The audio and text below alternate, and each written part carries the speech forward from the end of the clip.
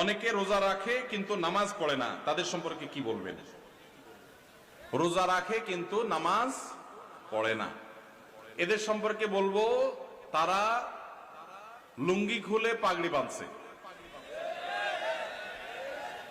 লুঙ্গি খুলে যদি কেউ পাগড়ি বাঁধে এই নিয়তে যে পাগড়ি বাঁধলে সওয়াব হবে, কিন্তু লুঙ্গি যে খুলে গেল সেটার জন্য কবিরা গুনাহ হবে, সেটার খবর তার।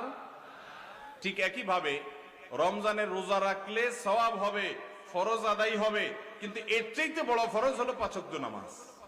তা আপনি সেটাই যদি বাদ দিয়ে দেন তাহলে এই রোজা রাখলেন, তাহলে এর চাইতে বড়টা বাদ দিয়ে আপনি কম গুরুত্বপূর্ণটা করলেন। ওইটার তুলনায় এটাও ফরজ, কিন্তু ওইটার চাইতে কম গুরুত্বপূর্ণটারে গুরুত্ব দিলেন, আসলটারে গুরুত্ব দিলেন না। আপনি পাগড়ি পরার গুরুত্ব বুঝলেন কিন্তু লুঙ্গি পরার গুরুত্বটা বুঝলেন না। আল্লাহ আমাদেরকে লুঙ্গি পরার গুরুত্ব বুঝার তৌফিক দান করুন।